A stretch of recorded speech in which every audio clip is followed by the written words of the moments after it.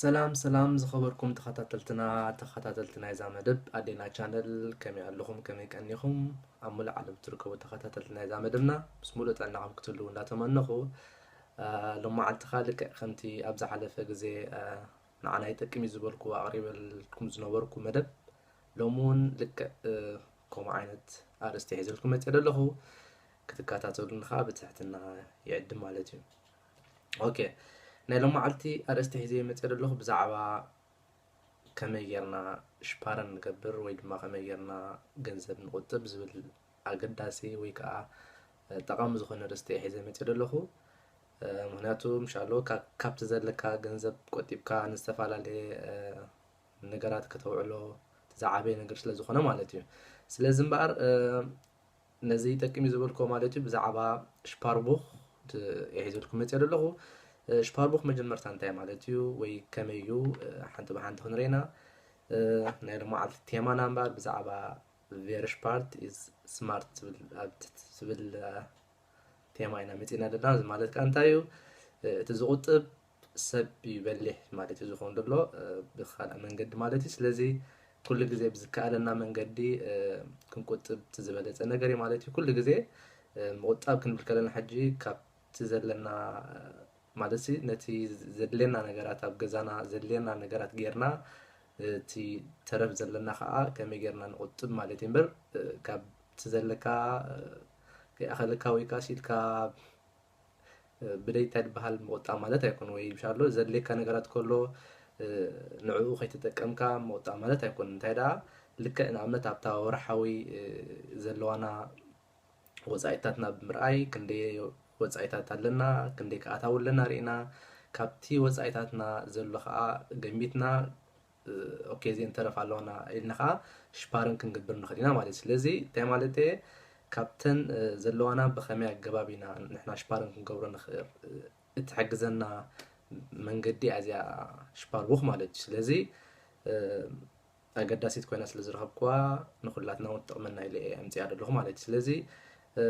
እዚ ሽፓርቡክ ዝበሃል ስለምንታይና ኣገዳሲ እንብሎ ዘለና ሓንቲ ብሓንቲ ክንሪኢና ሕጂ ቬልሸ ፎርታይል ሃታስ ሽፓርቡክ እንታይ ጥቕምታት እዩ ዘለዎ እዚ ሽፓርቡክ እንብሎ ዘለና ወይ ስለምንታይ ኣገዳሲ ኮይኑ እቲ ቀዳማይ እምበኣር ኡንኮምፕሊሲርተ ሽፓር ሞግልሽካይት እዚ ማለት ከ እንታይ ማለት እዩ ብዙሕ ሽፓር ክትቁጥብ ከለኻ ማለት እዩ ሽፓርን ክትገብር ከለኻ እቲ ዓይነት ኣገባብ ብዙሕ ኮምፕሊሴት ኣይኮነ ወይ ከዓ ሽግር ዘለዎ ዓይነት ኣገባብ ኣይኮነን ማለት እዩ ማለት ብቐሊሉ ክትገብሮ ትኽእል ኢኻ ማለት እዩ እንታይ እዚ ከድካ ናብቲ ናትካ ኣብ ከባቢኻ ዝርከብ ብቐሊሉ ብዘይ ወላ ሓደ ነገር ክትገብሮ ትኽእል ኢኻ ስለዚ እቲ ዓይነት ሽፓርን ኣገባብራ ኮምፕሊሴት ኣይኮነን ስለዚ ከምኡ ስለ ዝኾነ ከዓ ጠቃሚ እዩ ማለት እዩ ዝኾነ እቲ ካልኣይ ሞዝ ዝሸርሃይት ኣለና እዚ ማለት ከዓ እንታይ እዩ ኣብ ሽፓርቡክ ናትና ገንዘብ ምስ ንቐምጥ ዝኾነ ሰብ ብዝተፈላለየ መንገዲ ገንዘብና ናትና ክወዝኦ ኣይክእልኒ ማለት እዩ ምክንያቱ ገንዘብ ከነውፅእ ምስ ንደሊ እቲ እንኮ ነቲ ገንዘብ እትይዎ ዘሎ ሰብ ጥራይ ክኢሉ ከውፅኦ ዝኽእል ማለት እዩ እቲ ናቱ በቲ ሽሙ እትይዎ ዘሎ ዘሎ ማለት እዩ ስለዚ ብዝኾነ ናይ ምስራቅ ደ ናይ ገልዲ ተኽእሎታት የብሉን ማለት እዩ ስለዚ ሞር ዝሸርሃይት ኣለና ወይ ከዓ እንታይ ድባል ካብ ዝኾነ ስርቅኻ ነፃ እዩ ማለት እዩ ሳልሳይ እዚ ቢኮመን ጉድ ሃብን ሲንዝን እዚ ማለት ከዓ እንታይ ንሕና ሰልና ንህቦም ስለ ዘለና ወይ ሰልና ንቐምጠሎም ስለ ዘለና ስለ ከምኡ ዝገበርና ድማ ንዓና እንታይ ይመፀና ወለድ ወይ ከዓ ሲንዝን ይመፀና ማለት እዩ ስለዚ እዚ እውን ሓደ ኣድቫንቴጅ ኣለዎ ምክንያቱ ሲንዝን ኩሉ ግዜ ክንሪኦ ከለና ምናልባት ውሕድ ኮይኑ ትስማዓና ክኾን ይኽእል ግን ካብ ግዜ ናብ ግዜ እንዳተኣከበ ክኸይድ ከለካ ብጣዕሚ ብዙሕ እዩ ማለት እዩ ብፍላይ ካልኩሌት እንድሕር ጌርናዮ ስለዚ ሰልና ንቐምጠሎም ስለ ዘለና ተወሳኺ እውን እዚ ተባሃል ሲንዝን ጉትሃበንት ኣለና ማለት እዩ ቀፂልና ካይነ ጊቢሩን ነዚ ሽፓርቡክ እዚ ኦፍነን ክንገብር ከለና ወይ ክንከፍቶ ከለና ዝኾነ ነገር ንኸፍሎ ነገር የብልና ስለዚ ኮስተለሲ ማለት እዩ ከድካ ሽፓርቡክ ትኸፍት ሰልኻ ኣብ ተቐምጥ ማለት እዩ ስለዚ ንኸፍለሉ ዓይነት ዝኾነ ይኹን ጊቢር የብልናን ማለት እዩ ቀፂልና bis zu 2000 Euro monatlich verfügbar እዚ ከዓ እንታይ ማለት እዩ ኣብ ወርሒ ክሳብ 2000 ዝኸውን ገንዘብ ከድካ ካብኡ ክተውፅእ ትኽእል ኢኻ ማለት እዩ ስለዚ በተሓደ ወገን ጠቃሚ በተሓደ ወገን ካ ቁርብ ፀገም ከገጥመካ ይኽእል ምክንያቱ ሓደ ግዜ ኣድላይ ምዝኸውን ካብ 2,000 ንላዕሊ ምዘለካ ክትገብሮ ዝግባእካ ነገራት ኣሎ ማለት ስለዚ እቲ ዝፍቀደካም ካብ ኣብ ውሽጢ ወርሒ ክሳብ 2,000 ኤሮ ጥራይካ ክትውፅእ ዝግባእካ ካብኡ ንላዕሊ ምዝኸውን ግን ኮንዲግን ክትገብሮ ኣለካ ኮንዲግን ክትገብሮ ትኾንካ ከዓ 3 ወርሒ ኣቐዲምካ ናቱ ሓበሬታ ክትገብር ኣለካ ተዘይ ሓቢርካ ካልእ ነገራት ተማልኦ ነገራት ኣለዎ ማለት ስለዚ بتحد وجن أدفانتج كتكون تخليها بتحد وجن كارث أدفانتج كتكون تخليها مالتي جن إحنا جنزبنا قعد قبل الناس اللي زد اللي نازلنا كون العالم تزيوز أنا وأنت زبالة زم مالتي مانياتو أنا هنا جنزبنا عكيم ناس إن هنا بالحريق خا أحد كان لنا جروي كان عنا زلنا نقدر نجبر نحسب سلا زلنا مالتي وناتو تم قطعنا ولا زل ناس أمزن سلا زي كنا مالتي كاتلنا زي كونن ميت إيرم قال gut planen wenn sie etwas kaufen möchten እዚ ማለት ከ እንታይ ማለት እዩ ኣብ ሽፓር ወኽናትና ገንዘብ ምዝህልወና ንኣብነት ፊሮሻይን ክትገብር ትደሊ ዝኾነ ሓድሽ ገዛ ኣቲኻ ንብረት ክትገዝእ ትደሊ ከምኡውን ናብ ዝኾነ ቦታ እውን ኦርላፕ ክትገብር ኣብኡ ከይድካ ክትዘናጋዕ ትደሊ ሕጂ ኣብ ከምዚኢታት ክንገብር ምስ ንደሊ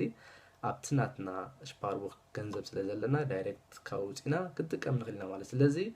ምስ ሰልኻ ጽቡቅ ፕላንን ክትገብር ትኽእል ኢኻ ማለት እዩ ስለዚ ዝኾነ ነገር ክትገዝእ ኣብ ትደልውን ዳይሬክት ካብ ውፂኻ ከይተለቃሕካ ዲኻ ካብ ሰብ ሃቡን ከይበልካ ዲኻ ከይተሸገርካ ዲኻ ካብኡ ክትጥቀም ትኽእል ኢኻ ማለት ስለዚ እዚ ዓይነት ጥቕሚ ኣለዎ ማለት እዩ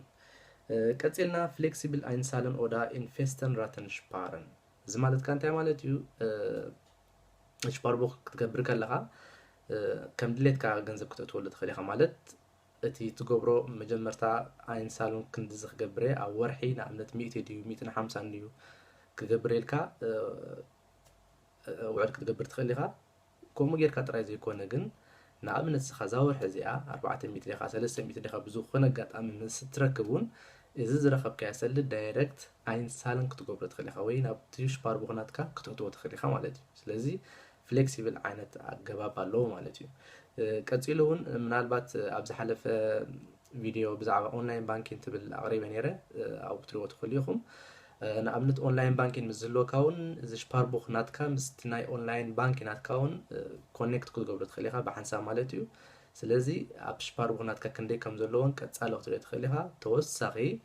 ካብቲ ናትካ ጂሮ ኮንቶ ዳይሬክት ኣይንሳሉን ክትገብር ትኽእል ኢኻ ወይ ኤቨርቫይዝ እውን ክትገብር ትኽእል ኢኻ ናብቲ ናትካ ሽፓር ቦክ ስለዚ ፍሌክሲብል ዓይነት ወይ ከዓ ብቐሊሉ ክትገብሮ ትኽእል ኣይንሳሉን ክትገብረሉ ትኽእል መንገድታት ስለ ዘለዎ እዚኦም ዓይነት ጥቕምታት ኣለዎ ማለት ሽፓር ቦክ ስለዚ እዚኦም ኩሎም ጥቕምታት እዚኦም ካብ ሃለዎ እሞ ኸነ ንሕና ኤክስትራ ንኸፍለሉ ሓንቲ ዘይብልና እንድሕር ኣሎ ስለምንታይ ሽፓር ቦክ ዘይንገብር ናባኹም ገዲፍ ኣለኹ ማለት እዩ ስለዚ ጥቕሚታት ጥራይ ካብ ሃለዎስ ክንጥቀመሉ ጥራይ ዘለና ማለት እዩ ምክንያቱ ኤክስትራ ንኸፍሎ ነግረሉ ሓንቲ ክሳብ ዘይሃለወና ማለት እዩ ኢንዳይሬክትሊ ግን ንሕና ብዙሕ ገንዘብ ሽፓረን ጌርና ድሓራይ ከዓ ክንጥቀም ንኽእል ኢና ማለት እዩ እቲ ሓንቲ ናቶም ኣድቫንቴጅ ንሕና ነእትዎ ዘለና ገንዘብ ኣብኡ ይጥቀሙሉ ስለ ዘለዎ ማለት እዩ ቪዚት ዳት ሽፓር ቦክ ኣውስ ከመይ ድመስል ምናልባት ገሊና ንፈልጦ ንህሉ ክንከውን ንኽእል ኢና ገሊና እውን ዘይንፈልጦ ክንከውን ስለ ንኽእል ሽፓር ቦክ ከመይ ዝመስል ሕጂ ናይ ዝተፈላለየ ዓይነት ባንኪ ዝተፈላለየ ዓይነት ሽፓር ቦክ ኣሎ ንግደ መንገዲ እውን እዚ ሽፓር ቦክ ሓደ ካብቲ ሓደ ሽፓርን ክንገብረሉ ንኽእል ዓይነታት ኣገባብ እዩ ሽፓር ቦክ ናይ በይኑ ካልእ ዓይነት እውን ከመይ ጌርካ ሽፓርን ትገብረሎም መንገድታት ኣለዉ ንባዕሉ ብዛዕባ ባው ሽፓር ቦክ ዝበሃሉ እውን ኣለዉ ምስ ናይ ገዛ ክትገዝእ ምስ ትደሊ ኣብ መጻኢ ገለታት ወይ ከዓ መኪና ክትገዝእ ምስ ትደሊ ኮሚታት ውዕላት ትገብረሎም ኣለዉ እዚ ሽፓር ቦክ ግን ፍልይ ደብሎ ካብኦም ዳይሬክት ክተውቱ ትኽእል ክተውፅእ ትኽእል ማለት እዩ ስለዚ ካልኦት ዓይነት ሽፓርን ትገብረሎም እውን ኣለዉ ስለዚ እዚ ሽፓር ቦክ ዝበሃል ኣብዚኦም ንሪኦም ዘለና ክልተ ዓይነት ብላው ወይ ድማ ሮት እዩ ዝመስል እቲ ናቶም ሕብሪ ማለት እዩ ንኣብነት እጂ ናይ ሽፓር ካሰም ንሪኦ ከምዚኣ ንሪኣ ዘለና ቀያሕ ሮት ኣላትና ማለት እዩ ኣብ ናይ በዓል ፎልክስ ባንክ ምስ ንሪኢኻ ከምዚኣ ብላው እዚኣ ማለት እዩ ስለዚ ነዚኦም መስል ማለት እዩ እቲ ናቶም ከመይ ከም ዝመስል ልክዕ ከምዚ ናብ ኤርትራ ንጥቀመሉ ነበርና ናይ ባንክ ዓይነት እዩ እዚ ዳይሬክት ሕጂ ንኣብነት ሎም መዓልቲ ዘእተኻዮ ገንዘብ ዳይሬክት ክትፅዕፎ ትኽእል ኢኻ ኣብኡ ደውፃኻዮ እውን ኣብኡ ዳይሬክት ክትፅዕፎ ትኽእል ኢኻ ስለዚ ከም ዝመስል ማለት እዩ ቀፂልና ሽፓር ቦክ اوفنن كنقبر مسندلي كم يرنا نقبرو نزبل قداسي حطوا له مالتي اذا كل جزء شباركاسه شباربوخ سوري قريتها شباربوخ نعملت نايش باركاسه كنرينا بزحجي حدا ابت نايش باركاسه فيلاله كنا بانتراجن كنقبر نخلينا دايركت خلينا وحجي كمتي قدم حجنا اونلاين بانكين كنقبر نخلينا لنا رينياز نبرنا نايش باربوخ لك دايركت فور باي كنا ابتي ناتوم اوفيس كنكفد لنا لنا كنحطهم نخلينا زملا انتراك فورمولا يهبنا نعملينا ها كنوت نخلينا كم كلا يون دحرلنا ابتناي زدلنا عينت نايتي نايتوم بانك ناي فولكس بانك تدلينا ويد ماناج باركاسه تدلينا ابتناتوم ويب سايت كدنا ابت اونلاين زايت مالتيو شبار بوخ بي انتراجن زبلالو دايركت خدنا وناو انتراك كنقبل نخلينا مالتيو قصيلناتي كنمالو زلنا ويدما نتي شباربوخ اوفنن كنقدر كنمالهم زلنا روعيتات انتاي يوم تقدامتي تدلينا مالتي كم كلاتنا نفوتو تي ناتنا اوسفايس دوكومنت خلونا له سوخاتي بيرسونال اوسفايس ويدما رايز باس نبلو مالتي زين كلوانا لون كلا اي ابقل يوم يبلغ يوم ابقل يون بزحة حتى خانيهم اتي ملد بيشايني يقول نبلو ملد بيشايني يقول مالت اتي كابرات هاوس كنا نمت ورقات على ابيناي كباب خم امد ابيناي كتما خمزة لنا بزعبو زحبر تي ملد بيشايني يقول نبهل السون كلنا له حجي ابقل يوم بانك تاتي حتى خيام ابقل يوم حتى خانيهم سلازي تحتهم خاتم تعلم تدليل مخاط قلفو مالت سلازي اتن فراوزس ويكاتن زدليانا نزا شباربوخ زي اكن كفت زين بقى اوس فايس كايس كتخيد ويترازي باس كايس كتخيد دايركت تاناتكا بوخ كفيتكا هيس كاتمتص مالتي سلازي بزح كومبليسيت زخنا ነገር አይቆንም ማለት ነው wie kann ich Geld auf meinen Sparbuch einzahlen ከመገርና እና ናብትናትና Sparbuch Geld አይንሳለን ንገብር ማለት ከመገር አይና ናብቲ ናትና ስፓርንግን ገብሮ ሊና ደብለለና ቦሲ ገል ሰልድና ኦቱ ያትኾንላ ማለት እዩ እዚ ከምዚ ቀዲማ ሓቢረ የፀናሁ ሕጂ ተፋላለየ ዓይነት መንገድታት ኣለና እቲ ቀዳማይ ራተን ፎር ኢረም ጊሮ ኮንቶ auf das ማለት እዚ auf ጽሮት ካ ጽፈሎ auf das Sparbuch überweisen እዚ ዳይሬክት ካብትናትና ጊሮ ኮንቶ ወርሓዊ ኣነ 150 ወይ 100 ናብ شباربوخ ناتي كسود إلكا يبرفايزن كتقبر تخليها ويدما قدمي حجريني يعني ناتاني اونلاين بانكين نحر تذكروا دخونكم دوا افتراك دبهالالو تا دوا افتراك تبللا لك ورحاوي كمناتكا كونتو دايركت كنزين كخريان الكاون مستناتكا نا شباربوخ ناتكا كونيكت كتقبر تخليها مالتي زعجي اب ناتكا موبايل بعلخات تقبرو مالتيو ازخ تقبر نحريك الكا بإجري مخد عشان نحريلكها كل جزء نبتي أب كبابي خدلو بانك في العالم لما عين سالون تقبر كير كمان لجي تندلو خا جنزب بارتوبهم سوم كاتيرك ناتكاش باربوخ كم سجري جورو مالت لذي كاب عسرت جزء نبتي بانك في العالم خيرنا متاو انتي بلت مالتيو تاب محجرين يا زنبرنا أونلاين بانك تبل بحتيرو الجباب أم موبايل نوردنا أبجزانا خوينا في الاكسترا جنزب مزهلونا بزاوح زي انا امنت مور مزترف مزهلوني اتا نزترفاون دايركت نابت شباربوخ ناتي كسجرن يخليه مالتي اذا خا بخمي يقبرن يبر تراغون دبلالو تريوت خليهم سكفتكم مالتي يبر تراغون دبلالو دايركت يبر تراغون زغبر كيا كندي خا جنزب تسدد خنابت شباربوخ ناتكا 100 دقيقة 10 دقيقة 15 دقيقة كوتان 50 حزد لكا ويكا تنتريفنا خدلوا جنزب دايركت نابت شباربوخ ناتكا يبر تراغون كتقبرن تخليها مالتي سلازي تزبلت اونلاين بانكين يخونالو مالتي سو بقلت منقد هنقبر نغلنا اونلاين بانكين غيرنا دايركت يبرفايزن نقبر نخل دوا افتراك نقبر نخل ويد ما ابتو باتا خيرنا عين سالون نقبر وين يحبون مالتي كم يجيرنا انا نوت نزبل كاوا wie kann ich Geld von meinem Sparbuch auf abheben ويكا او صالون كمي كنا انا او صالون نقبر ويكا ابهبن نقبر جنزب كمي كنا انا نوص مالتي دخون دلو تي تحنتي تا زشر تقبرا خم تقدم جا زشر سلازخون الى حبيركم زنوركو كابناتنا شباربوغ ገንዘብ ኣብ ዝኾነ ኣውቶማት ከይና ክንወፅእ ንኽእል ኢና ካብ ኦንላይን ባንኪንግ ናትና ዳይሬክት ክነውፅኦ ንኽእል ኢና ስለዚ ሓንቲ ኣማራፂ ደላትና ካብ ናትና ሽፓርቦክ ክንውፅእ ምስ ንደሊ ዳይሬክት ናብቲ ኣብ ከባቢና ንዝርከብ ባንክ ፊላል ኸይድና ጥራይና ክንውፅእ ንኽእል ማለት እዩ ስለዚ እቲ ንሽፓር ንክትገብር ከማን ሞር ኣድቫንቴጅ ዘለዎ እሱ እዩ ማለት ስለዚ ዳይሬክት ኸይድካ ጥራይካ ኣብኦም ክተውፅኦ ትኽእል ማለት እዩ ስለዚ ናብኡ ክተውፅኦ ክትከይድ ከለኻ ከዓ ዘሌካ ነገራት ኣሎ ማለት እዩ ተቐዳሚቲ ሰዓታ ባዕላታ ሽፓርቦክ ንብላ ደላና ኣላ ማለት እዩ ተኸሊእቲ ከዓ ፎርላጋ ኣንስ አይደንቲፊካሽንስ ዶኩመንት ፎር ኔምን እዚ ከዓ እቲ ናትካ አይደንቲፋይ ክገብሩ ኣለዎም ናትካ ኦስፋይዝ ድዩ ወይ ናትካ ራይዘ ፓስ ድዩ ልክዕ ምስቲ ናትካ ኣብ ሽፓርቦክ ደሎ ሽም ሽቲም ትኾን ኣሎ ስለዚ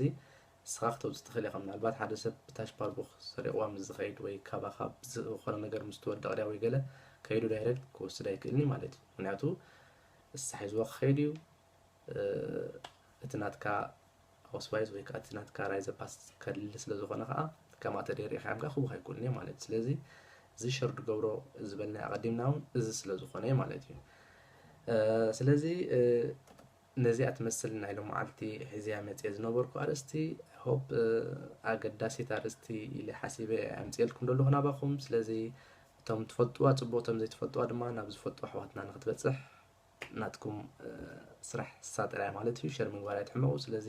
ክሳብ ካልእ ግዜ ብካልእ መንገዲ ስጋብ ንረኸብ ኣብ ዘለናዮ ሰሰናዮ ይቐኒየለይ